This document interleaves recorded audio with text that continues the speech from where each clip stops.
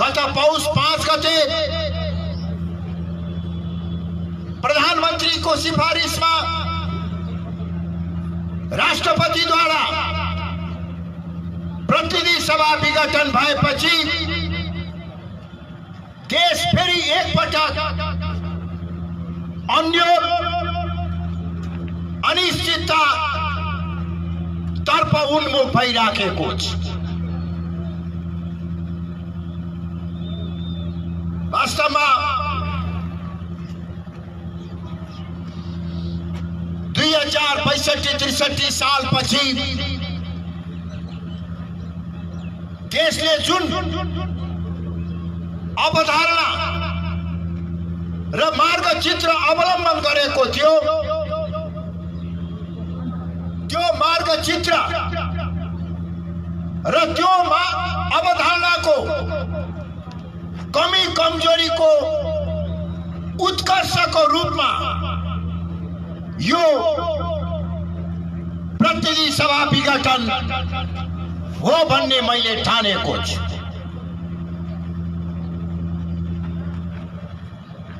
प्रतिनिधि सभा विघटन र त्यसपछिका घटनाक्रमहरूले वर्तमान संविधान व्यवस्था र राजनैतिक मार्गचित्रको औचित्यमाथि नै प्रश्न चिन्ह खडा भएको छ। तपाईं हामी नेपाली जनताले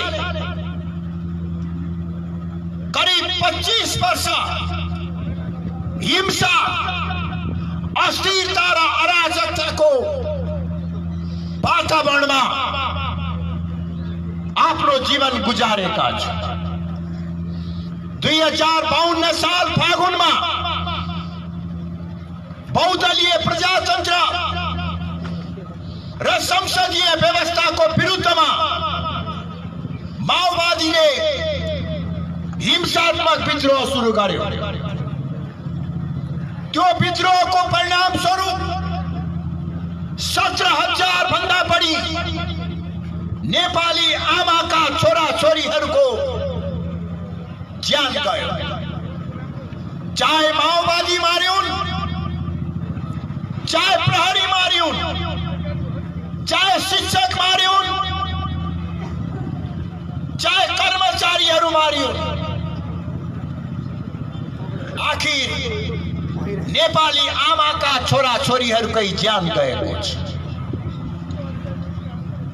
कयौं नेपाली दिदी बहिनीहरूको सिन्दूर पुछिएको छ।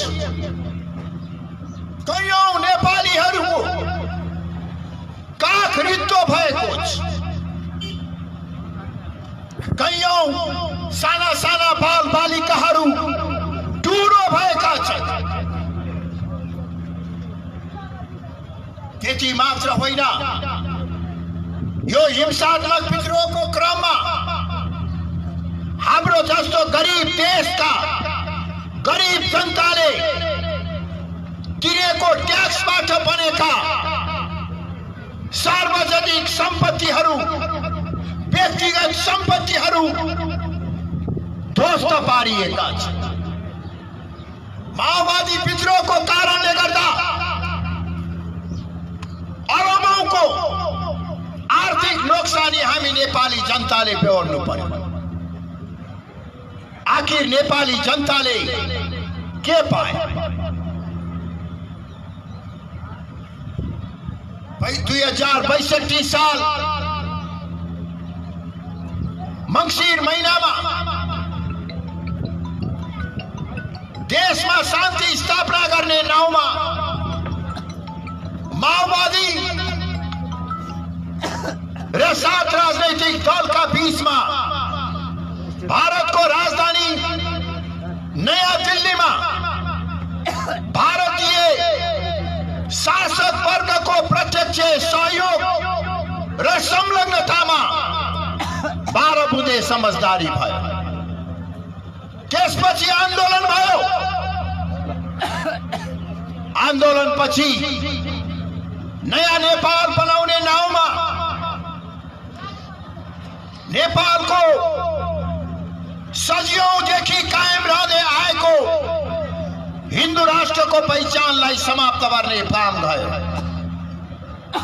नेपालको राष्ट्रियता र राष्ट्रिय एकताको प्रतीकको रूपमा रहेको राज संस्थालाई पाखा लगाउने काम भयो। यो सबै नयाँ नेपाल बनाउने नाउँमा भयो। यो सबै सदियौंदेखिको दासताबाट जनतालाई मुक्त तुल्याउने र प्रजातन्त्रलाई बलियो बनाउने नाउँमा भयो। प्रजातन्त्रलाई बलियो बनाउने, जनतालाई बलियो मालिक बनाउने भनेर सुरु गरिएको यात्राको क्रममा आज हामी कहाँ आइपुगेका छौं? आदरणीय दाजुभाइ तथा दिदीबहिनीहरू, अहिले लोकतन्त्रको आवरणमा सर्वसत्तावाद र लुटतन्त्र हावी भएको छ। लोकतन्त्रको नाउँमा जनता मालिक भएका होइनन्, केही सीमित राजनैतिक दलका सीमित टाठाबाटा नेताहरूले देशको राज्य संयन्त्रमा कब्जा गरेर सर्वसत्तावाद कायम गर्ने प्रयास गरिराखेका छन्। लोकतन्त्रको नाउँमा लुटतन्त्र चलिराखेको छ। व्यापारी, कर्मचारी र केही सीमित नेताहरूको सिन्डिकेट खडा गरेर नेपालमा यति ठूलो भ्रष्टाचार भइरहेको छ जसको बयान गरेर साध्य छैन। ब्रह्म लुट गर्ने काम भइराखेको छ। चाहे त्यो वाइट बडी हवाईजहाज किन्ने अरबौंको भ्रष्टाचार होस्, चाहे त्यो 33 क्विंटल सुन तस्करीको काण्ड होस्, चाहे त्यो सरकारी जग्गा कब्जा गर्ने काण्ड होस्, चाहे त्यो ओम्नी काण्ड होस्, चाहे त्यो यति समूहको भ्रष्टाचार काण्ड होस्, देश अहिले लोकतन्त्रको नाउँमा काण्डै काण्डले ग्रस्त रहेको छ। नेपाली जनताले सकारात्मक परिवर्तनको अनुभूति गर्न पाएका छैनन्। नेपाली जनताको जीवन स्तरमा सुधार हुन सकेको छैन। गरिबी र बेरोजगारी समस्या हिजोको भन्दा झन विकराल भएर गएको छ। म एउटा तथ्याङ्क तपाईहरुलाई सुनाउन चाहन्छु। त्यसले नै स्पष्ट हुन्छ अहिले देशको बेरोजगारी समस्या कति विकराल रहेको छ। माओवादीले जनयुद्ध सुरु गर्दा 2052 सालमा वर्षभरिमा जम्मी 12,000 युवाहरूले पासपोर्ट बनाएर विदेशमा रोजगारीको निमित्त जान्थे। वर्षभरिमा जम्मी 12,000। माओवादी जनयुद्ध अन्त भएर राज संस्थालाई पाखा लगाएर हिन्दू राष्ट्रको पहिचान समाप्त गरेर नयाँ नेपाल बनाउने भनेको बेलामा अहिले वर्षको कतिजना युवाहरू रोजगारीको लागि विदेश जान्छन् तपाईहरु अनुमान गर्न सक्नुहुन्छ। प्रत्येक वर्ष 5 लाख भन्दा बढी नेपाली युवाहरू पासपोर्ट बनाएर मलेसियाको जंगल र अरबको मरुभूमिमा रगत पसिना बगाउन बाध्य भएका छन्। यही हो परिवर्तन। जनतालाई मालिक बनाउँछु भनेको होइन, देशलाई स्विजरल्यान्ड र सिंगापुर बनाउँछु भनेको होइन। माओवादी युद्ध सुरु हुँदा 12,000 विदेशमा जान्थे भने अहिले 5 लाख गरेर करिब 50 लाख नेपाली युवाहरू विदेशमा रगत पसिना बगाएर आफ्नो जीवनयापन गर्न बाध्य भएका छन्। किनभने देशमा रोजगारी छैन। राजालाई गाली गर्नुहुन्छ, पञ्चायतलाई गाली गर्नुहुन्छ, तर राजा र पञ्चायतको पालोमा बनेका उद्योगहरू एकपछि अर्को गरेर कौडीको मोलमा यिनै नेताहरूले बेचेर खाने काम गरे। नयाँ उद्योग धन्दा खुल्न सकेन, जसको परिणाम स्वरूप सामान्य रोजगारीको निमित्त पनि विदेश पलायन हुनुपर्ने बाध्यता छ। कस्तो भविष्य बनाइदिएका छौं हेर्नुहोस्। सुन्दाखेरि पनि मनमा पीडा हुन्छ। हामीले हाम्रा युवाहरूको, हाम्रा छोराछोरी, नाति नातिनाहरूको भविष्य कस्तो बनाइदिएका छौं, नियति कस्तो बनाइदिएका छौं। नेपालमा जन्मने 17-18 वर्षको हुने, 8-10 कक्षा पढ्ने अनि त्यसपछि हरियो पासपोर्ट बनाएर विदेश जाने, यही नै अहिले हाम्रा नेपाली युवाहरूको नियति भएको छ। हाम्रा नेपाली युवाहरूको भविष्य भएको छ। 50 लाख भन्दा बढी युवाहरूलाई विदेशमा पठाएर ती युवाहरूले रगत पसिना बगाएर कमाएको पैसाबाट देश चलाउने अनि देशमा ब्रह्मलुट गर्ने काम गरिराखेका छन्। आफूलाई क्रान्तिकारी भन्नेहरू मध्ये रातारात करोडपति मात्र होइन अरबपति भएका छन्। हिजो बन्दुक बोक्नेहरू आज बेवारिसे भएका छन्, विदेश पलायन भएका छन् रोजगारीको निमित्त। तर जसले बन्दुक बोक्न लगायो, त्यो बोक्न लगाउने नेताहरू अरबपति भएका छन्। हिजोसम्म चप्पल लगाएर हिँड्न नसक्नेहरू आज महल खडा गरेर बसेका छन्। कतिसम्म निर्गिने किसिमको काम गरेका छन्, कतिसम्म निस्तल उत्रेर काम गरेका छन् भने 34,000 नक्कली लडाकुहरूको नाउँ पेश गरेर 15 अरब भन्दा बढी व्यक्तिगत रूपमा लुट्ने काम गरेका छन्। कागजमा 34,000 लडाकुहरूको नाउँ देखाइयो, वास्तवमा 17-18,000 भन्दा बढी लडाकु देखिएनन् शिविरमा बस्ने।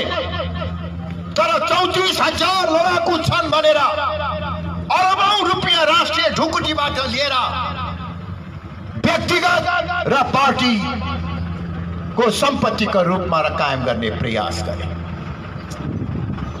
जनतालाई मालिक बनाउने, प्रजातन्त्रलाई बलियो बनाउने भनेर 17,000 मान्छे मर्ने मराउने काम भयो। त्यति मात्र होइन, माओवादी शान्ति प्रक्रियामा आएपछिको यो 14 वर्षमा जुन अस्थिरता र अराजकतापूर्ण संक्रमण भयो, त्यसपछि पनि जनताले शान्ति, स्थिरता र समृद्धि प्राप्त गर्न सकेन। पहिला भनियो माओवादीको जनयुद्ध सकिएपछि देशमा शान्ति आउँछ र नयाँ नेपाल बन्छ। फेरि भनियो अब संविधान बन्नु पर्दछ, संविधान बनेपछि शान्ति आउँछ, देश नयाँ युगमा प्रवेश गर्छ भनेर भनियो। संविधान पनि बन्यो, जनताले शान्ति र समृद्धि प्राप्त गर्न सकेनन्। त्यसपछि फेरि भनियो यो संविधान बनेपछि चुनाव हुन्छ र चुनावबाट नयाँ सरकार बनेपछि देशमा शान्ति, स्थिरता र समृद्धि प्राप्त हुन्छ। यही विश्वासमा नेपाली जनताले शान्ति, स्थिरता र समृद्धिको आशामा नेपाल कम्युनिस्ट पार्टीलाई झन्डै 2/3 बहुमत दिएर विजयी गराए। अहिले हामी कहाँ आइपुग्यौं? शान्ति, स्थिरता र समृद्धि फेरि पनि सपनाकै विषय हुन पुगेको छ। 65-63 को आन्दोलनको बेलामा नेताहरूले भनेको मैले अहिले पनि बिर्सेको छैन। गिरिजा प्रसाद कोइराला, प्रचण्ड लगायतका नेताहरूले ठाउँ ठाउँमा भाषण गरेर भने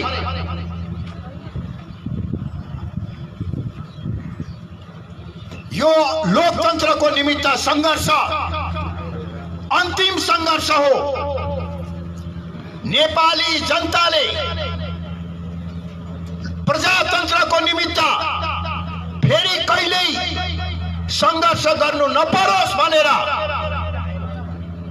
हामीले आन्दोलन गरेका हौं। नेपाली जनताले प्रजातन्त्रको लागि कहिले संघर्ष गर्नु नपरोस् भनेर हामीले आन्दोलन गरेका हौं। यही आश्वासन दिएर राष्ट्रियता र राष्ट्रिय एकताको प्रतीक राज संस्थालाई पाखा लगाए। नेपालको सम्पूर्ण रोग, भोग, अशिक्षा, गरिबी यो सबैको एउटै मात्र कारण राज संस्था हो, हिन्दू राष्ट्र हो। हिन्दू राष्ट्र समाप्त पारेपछि, राज संस्थालाई पाखा लगाएपछि नेपालले प्रजातन्त्रको लागि कहिले संघर्ष गर्नु पर्दैन, शान्ति र स्थायित्व कायम हुन्छ भनेर नेताहरूले भने। गिरिजा प्रसाद कोइरालाको निधन भइसकेको छ। प्रचण्ड लगायतका नेताहरू जिउँदै हुनुहुन्छ। प्रजातन्त्रको लागि कहिल्यै लड्नु पर्दैन भनेर सुरु गरिएको यात्राको क्रममा अहिले स्वयं प्रचण्ड नै भनिराख्नु भएको छ प्रजातन्त्र धरापमा पर्यो। लोकतन्त्रको हत्या भयो।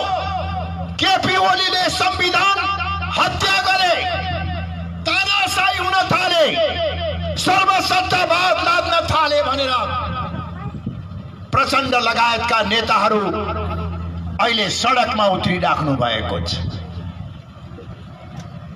केही दिन अगाडि काठमाडौँको बाबर महलको सडकमा तीनवटा प्रधानमन्त्रीहरू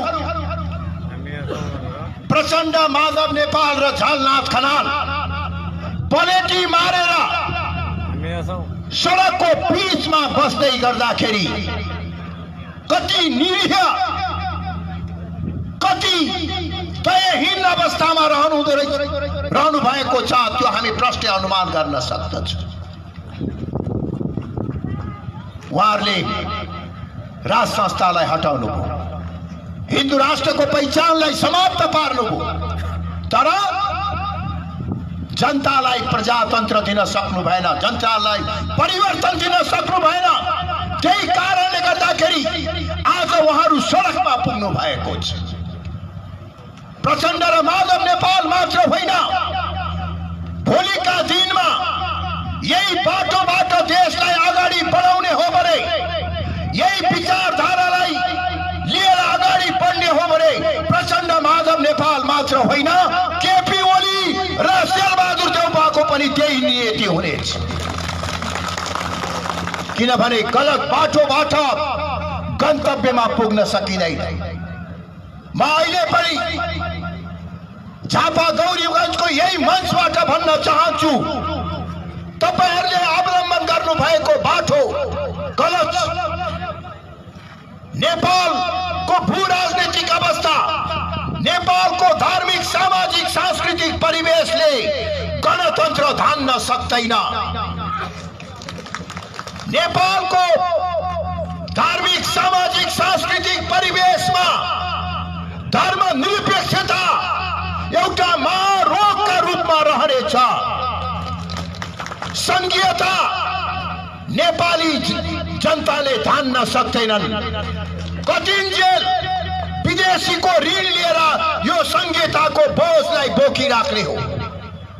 प्रत्येक वर्ष अरबौं रुपैयाँ संघीयताको नाउँमा सयौंको संख्यामा खडा गरिएका सांसदहरू, दर्जनौंको संख्यामा खडा गरिएका मन्त्रीहरूलाई वार्षिक तलब दिँदैमा अरबौं रुपैयाँ खर्च भइराखेको छ। नेपाल जस्तो गरिब देशका गरिब जनताले तिरेको ट्याक्सबाट र विदेशीहरूसँग लिएको ऋणबाट अब यो संघीयताको बोझलाई नेपाली जनताले धान्न सक्दैन। त्यसर्थ म आग्रह गर्न चाहन्छु, नेपाली कांग्रेस, नेपाल कम्युनिस्ट पार्टी सबैलाई आग्रह गर्न चाहन्छु कि तपाईहरु यो 25 वर्षको हिंसा र राजनीतिक संक्रमणबाट पाठ सिक्नुहोस्। यो 14 वर्ष राजालाई तपाईहरुले वनवास पठाउनु भयो, हिन्दू राष्ट्र खारेज गर्नुभयो। यसबाट पाठ सिकेर अब सबै नेपाली अटाउने, नेपाली परिवेश अनुकूलको मौलिक प्रजातन्त्रको विकासका निमित्त, हातेमालो गर्नको निमित्त, एकताबद्ध हुनका निमित्त, अग्रसरिताको निमित्त म सबै राजनीतिक दलका नेताहरूलाई आग्रह गर्न चाहन्छु। आदरणीय दाजुभाइ तथा दिदीबहिनीहरू, अहिले नेपाल कम्युनिस्ट पार्टी भित्र ठूलो आन्तरिक विवाद छ। त्यही आन्तरिक विवादको कारणले गर्दा प्रधानमन्त्रीले प्रतिनिधि सभा विघटन गर्नुभयो। नेकपा भित्रको आन्तरिक झगडाको बलिबेलीमा जनताबाट निर्वाचित प्रतिनिधि सभालाई चढाउने काम गरियो। नेकपाको यो झगडा देश र जनताको हितको निमित्त होइन। कसरी विदेशमा रहेका 50 लाख नेपाली युवाहरूलाई देशभित्र रोजगारी सिर्जना गर्ने भन्ने विवाद होइन। कसरी देशको आर्थिक विकास गरौं भन्ने झगडा होइन। नेपाल कम्युनिस्ट पार्टी भित्रको आन्तरिक झगडा कुर्सीको झगडा हो, पदको झगडा हो र भ्रष्टाचार गरेर कमाएको पैसाको भागबण्डा नमिल्दाको झगडा हो। देश र जनताको हितका निमित्त होइन। केपी ओलीले मात्रै एक्लै लुटेर खाने, हामीलाई नदिने, यो झगडाको जड त्यही नै हो। आदरणीय दाजुभाइ तथा दिदीबहिनीहरू, अहिले कस्तो विचित्र अवस्थामा आएका छन्।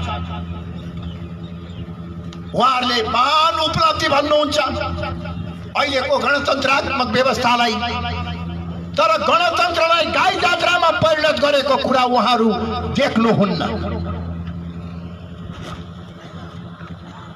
आफ्नै पार्टी जसले 2/3 बहुमत प्राप्त गरेको छ, त्यही पार्टीका सांसदहरूले आफ्नै पार्टीको प्रधानमन्त्रीलाई अविश्वासको प्रस्ताव राख्छ।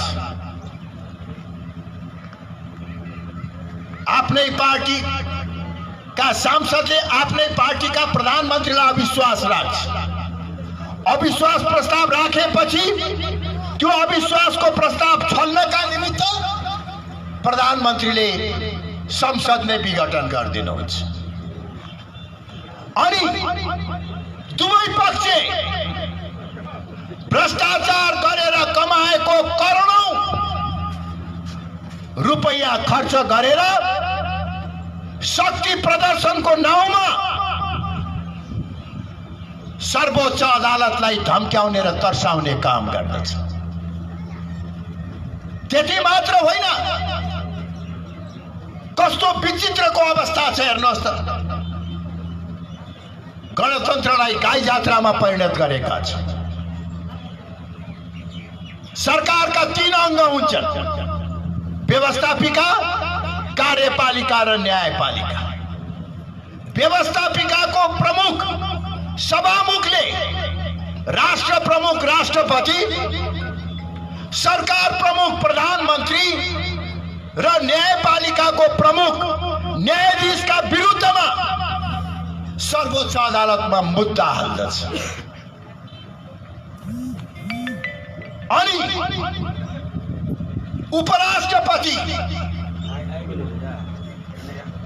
उपराष्ट्रपति भनेको एउटा तटस्थ निष्पक्ष संस्था हुनुपर्ने हो। त्यो उपराष्ट्रपति पदमा रहनुभएका व्यक्तिले राष्ट्रपति र सरकारले चालेको कदमको विरुद्धमा वक्तव्यबाजी दिइरहनुहुन्छ। यही हो प्रजातन्त्र। वास्तवमा यो परिवर्तनलाई नेपाल कम्युनिस्ट पार्टीले छाडातन्त्रको रूपमा परिणत गराएका छन्। अहिलेको तपाईहरुले बेला बेलामा रमाइलो सुन्नुभयो होला, अहिले एउटा प्रतिस्पर्धा चलेको छ, विभिन्न सामाजिक सञ्जालमा पनि देखिन्छ। प्रचण्ड भन्नुहुन्छ यो सब नाटकै हो भन्नुहुन्छ। केपी ओली भन्नुहुन्छ होइन यो नौटंकी हो। यो नाटक र नौटंकीको झगडाले, नाटक र नौटंकीको प्रतिस्पर्धाले सिङ्गो व्यवस्थालाई एउटा नौटंकीको रूपमा परिणत गरिदिएको छ। सिङ्गो संविधानलाई यी दुवै पक्षले एउटा नौटंकीका रूपमा परिणत गरिदिएका छन्। त्यसैले अब परिवर्तन गर्ने बेला आयो। 14 वर्षसम्म हामीले हेर्यौं, अब हामीले नयाँ ढङ्गबाट अगाडि बढ्नु पर्दछ। राजनैतिक दलका नेताहरूलाई म आह्वान गर्न चाहन्छु, आफ्नो गलत बाटोलाई परिवर्तन गर्नुहोस्। राज संस्था र हिन्दू राष्ट्र पुनर्स्थापना गर्ने बारे पुनर्विचार गर्नुहोस्। त्यस बारेमा बहस गरौं। कस्तो राज संस्था राख्ने, कस्तो किसिमको हिन्दू राष्ट्र कायम गर्ने भन्ने बारेमा बहस गरौं, छलफल गरौं। हामीले निरङ्कुश राजतन्त्रको कुरा गरेको होइन। हामीले राज संस्थाको पुनर्स्थापनाको कुरा गरेर निरङ्कुश राज संस्थाको कुरा गरेका होइनौं। हामीले हिन्दू राष्ट्रको कुरा गरेर केवल एउटा धर्मलाई मात्रै राज्यले विशेष संरक्षण र सुविधा दिनुपर्छ भन्ने माग गरेको होइन। हामी गणतन्त्रवादीहरूलाई पनि चित्त बुझ्ने, सहमति र सम्झौताको राज संस्थाको पक्षमा छौं। हामीले राज संस्थाको कुरा गरिरहँदा हामीलाई यो पनि थाहा छ कि नेपालमा अहिले गणतन्त्र चाहनेहरूको पनि ठूलो संख्या छ। त्यसर्थ गणतन्त्रवादीहरूलाई निषेध गरेर राज संस्थाको पुनर्स्थापना गर्ने होइन। जसरी हिजो गणतन्त्रवादीहरूले राज संस्थालाई निषेध गर्दा अहिले यो अस्थिरता र सिर्जना भएको छ। केही गल्ती हामी दोहोर्याउन चाहदैनौं। त्यसर्थ गणतन्त्रवादीहरू परिवर्तनका पक्षधरहरूलाई पनि चित्त बुझ्ने गरी संविधान र कानूनको परिधिभित्र रहने सहमति र सम्झौताको राज संस्था यो देशको निमित्त उपयुक्त हुन्छ भन्ने हाम्रो मान्यता हो। शासन जनताले गर्ने, जनताले छानेका दल र प्रतिनिधिहरूले देशको शासन सञ्चालन गर्ने, अभिभावकको रूपमा राज संस्था रहने, नेपालको भू राजनीतिक अवस्था, नेपालको धार्मिक सामाजिक सांस्कृतिक परिवेशलाई दृष्टिगत गर्दै चुनावी राजनीति भन्दा माथि उठेको एउटा साझा संस्था देशको निमित्त आवश्यक हुन्छ भन्ने हाम्रो पार्टीको मान्यता हो। त्यसैगरी हामीले हिन्दू राष्ट्रको कुरा गर्दा अरू धर्ममाथि थिचोमिचो, अरू धर्मलाई असमान व्यवहार गर्ने भनेको होइन। सबै धर्मलाई पूर्ण धार्मिक स्वतन्त्रता दिने, सबै धर्मका बीचमा समानता कायम गर्ने र 94% नेपाली जनताको पहिचानको रूपमा सनातन धर्म सापेक्ष हिन्दू राष्ट्रको स्थापना गर्ने, यो मान्यता प्रतिगामी विचार होइन, पुरानो व्यवस्थामा फर्कने विचार होइन। हामीले भनेको राज संस्था सहितको लोकतन्त्र, पूर्ण धार्मिक स्वतन्त्रता र समानता सहितको हिन्दू राष्ट्र भनेको अग्रगामी र प्रगतिशील वैचारिक मान्यता हो। त्यसकारणले गर्दा म फेरि पनि सबै राजनीतिक दलहरूलाई आह्वान गर्न चाहन्छु कि यो समयको तकाजालाई बुझेर, आम जनताको भावनालाई सम्मान गरेर, 12 वर्षको राजनीतिक अभ्यासबाट पाठ सिकेर यदि तपाईहरू देश र जनताप्रति इमानदार हुनुहुन्छ भने आफ्ना त्रुटि र कमी कमजोरीहरू सच्याऊ र सबै अटाउने राजनीतिक व्यवस्था गरौं। यदि तपाईहरू राज संस्था र हिन्दू राष्ट्र बारे पुनर्विचार गर्न चाहनुहुन्न भने यस बारेमा फैसला गर्ने अधिकार जनतालाई दिनुहोस्। जनमत संग्रह गर्नुहोस्।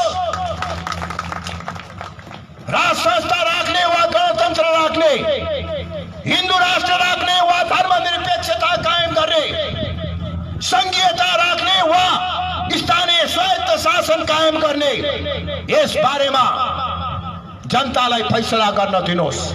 यदि तपाईहरूलाई विश्वास छ यो जनताको चाहना हो, जनताको आवश्यकता र आकांक्षा हो भन्ने तपाईहरूको विश्वास हो भने जनतालाई फैसला गर्न दिनुहोस्।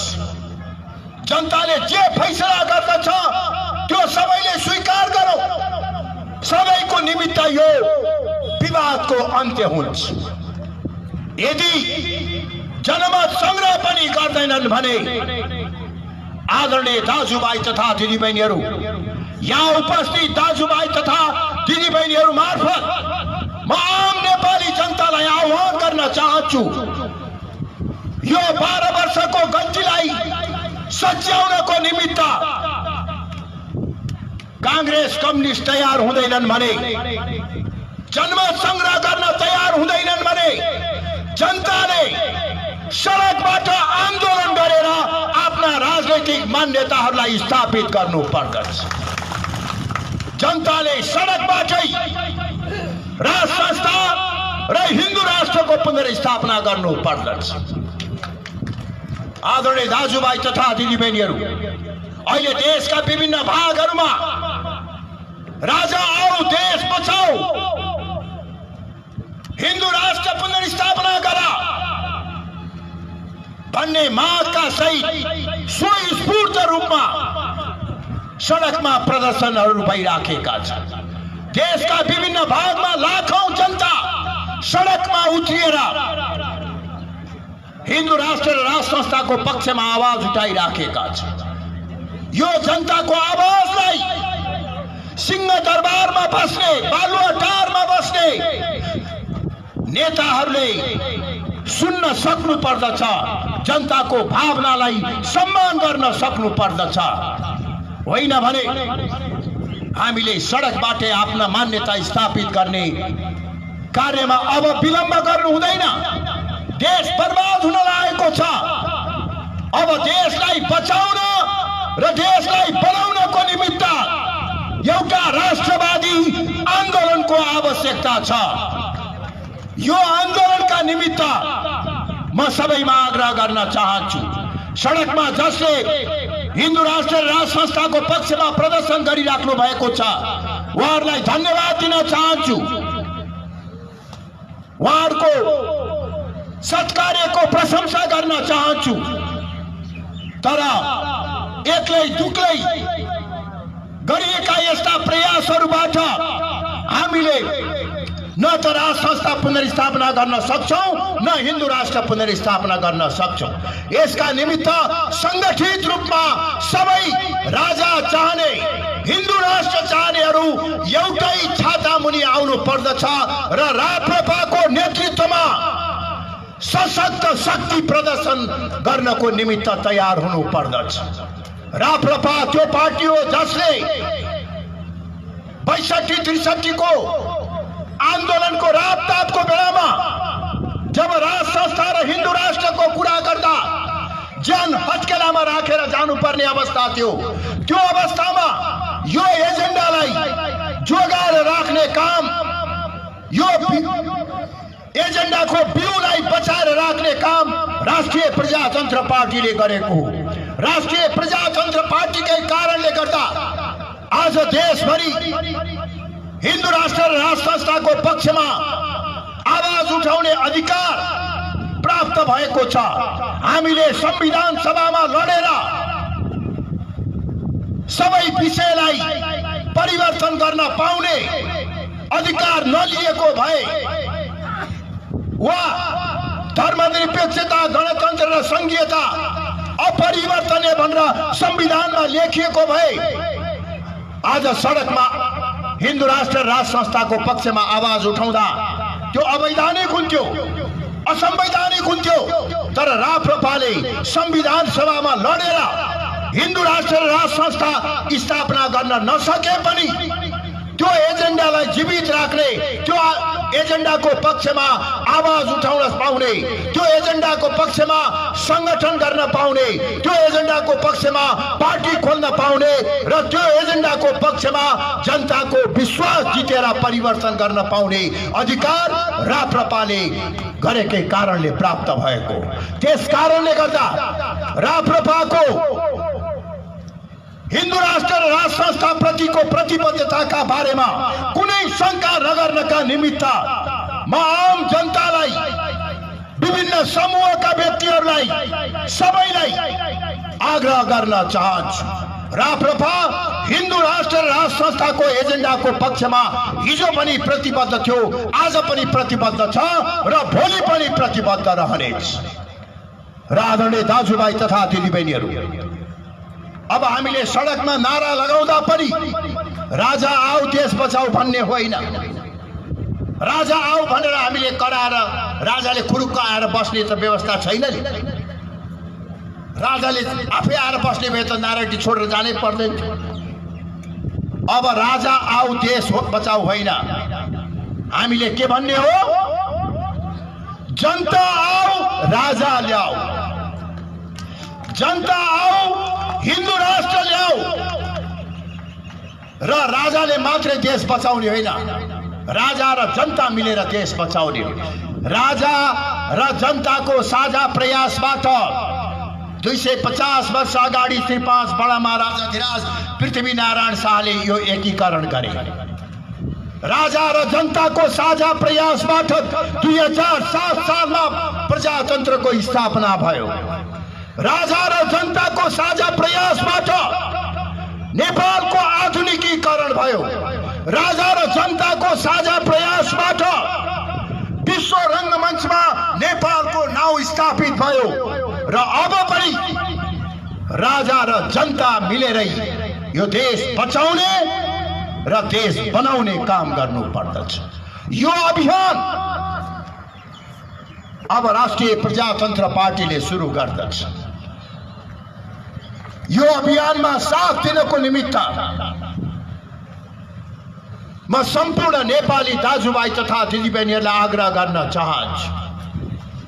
हिजो कांग्रेसमा रहेको भए पनि, कम्युनिस्टमा रहनु भएको भए तापनि आदरणीय दाजुभाइ तथा दिदीबहिनीहरू, यदि तपाईहरुमा यो देशको माया छ भने, जनता प्रति तपाईहरुको जिम्मेवारी छ भने आउनुहोस्, यो राष्ट्रवादी अभियानमा सहभागी हुनुहोस्। हामी परिवर्तनका विरोधी होइनौं, हामी निरंकुशताको पक्षपाती होइनौं। हामीले केवल यो देशलाई केन्द्रबिन्दुमा राखेर राजादेखि विप्लव माओवादीसम्म सबै हटाउने व्यवस्था बनाउनु पर्छ भन्ने धारणा राखेका। हामीले नेपालको सामाजिक सांस्कृतिक परिवेशलाई दृष्टिगत गर्दै हिन्दूहरू मात्र होइन, हिन्दू, बुद्धिस्ट, किराती यो सबैको साझा संस्कृति र पहिचानको रूपमा रहेको सनातन धर्मको रक्षा गर्नुपर्छ भनेर बनेका हौं। हामीलाई अन्य धर्मावलम्बीहरूसँग कुनै आपत्ति छैन। सबै धर्मावलम्बीहरूलाई हामी सम्मान गर्दछौं। सबै भगवान, सबै धर्म प्रति हामीहरूको सम्मान छ। चाहे ईसाई धर्म होस्, चाहे इस्लाम धर्म होस्, चाहे क्रिश्चियन हुन्, चाहे मुस्लिम हुन्, उहाँहरू पनि हाम्रै दाजुभाइ दिदीबहिनीहरू हुन्। उहाँहरूसँग सहकार्य गरेर सहअस्तित्व कायम गर्नको निमित्त हामीलाई कुनै आपत्ति छैन। वास्तवमा अल्पसंख्यकका रूपमा रहेका क्रिश्चियन र मुस्लिमहरूको रक्षा गर्नको निमित्त पनि बहुसंख्यकको नजाने सनातन धर्मावलम्बीहरूको कर्तव्य हो भन्ने हामी ठान्दछौं। नेपालका हिन्दू, बुद्धिस्ट र किराँतहरूले मिलेर ईसाई र मुसलमानहरूको पनि रक्षा गर्नु पर्दछ भन्ने हाम्रो मान्यता हो। केवल हाम्रो पहिचानको रक्षाको निमित्त मात्र हामीले आवाज उठाएका छौं। त्यसर्थ जुनसुकै धर्ममा रहेको भए तापनि, जुनसुकै विचारमा रहेको भए तापनि यो राष्ट्रवादी आन्दोलनमा साथ दिन म आह्वान गर्न चाहन्छु। र अब अन्तमा आज यसरी गौरीगञ्जमा आएर तपाईहरुसँग भेटघाट गर्न पाउँदा र आफ्ना विचारहरू तपाईहरु समक्ष राख्न पाउँदा मलाई अत्यन्तै गौरव भएको छ। म चाहन्छु जसरी विगतमा झापा जिल्लाले सांसद राजेन्द्र लिङ्गदेनलाई जिताएर तीनवटा गाउँपालिका कचन कवलमा अन्जराला, हल्दीबारीमा रविन्द्र लिङ्गदेन, गौरीगञ्जमा बाबुराजा श्रेष्ठ लगायत विभिन्न नगरपालिका र गाउँपालिकामा वडा अध्यक्षहरूमा जिताएर झापा जिल्लाले एउटा ऐतिहासिक कार्य गरेको छ।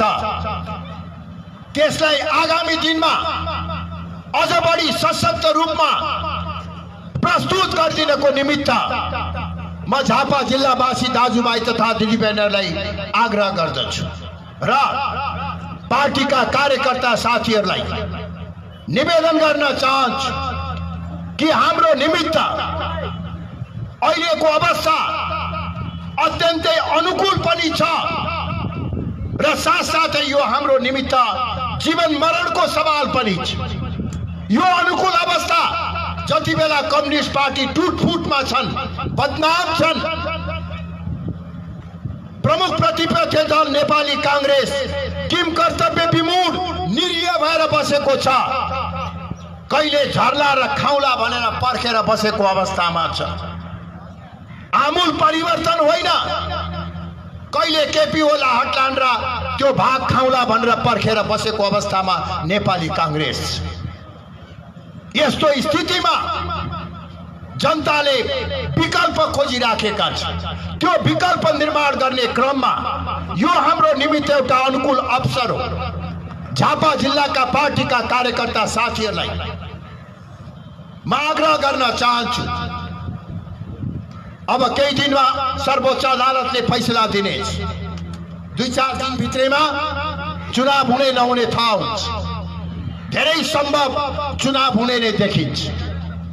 चुनाव भयो भने त्यो चुनावलाई हामीले हाम्रो मान्यता स्थापित गर्ने अवसरको रूपमा प्रयोग गर्नु पर्दछ। यदि यो चुनावमा राप्रपाले सम्मानजनक मत पायो भने, यदि यो चुनावबाट संसदमा हामीले एउटा बलियो शक्ति बनाउने सफलता प्राप्त गर्यौं भने केही संसदबाट हुन सकेन भने पनि त्यो संसदमा प्राप्त भएको शक्तिलाई सडकमा रूपान्तरण गरेर हामी आफ्ना मान्यताहरू स्थापित गराउन सक्दछौं।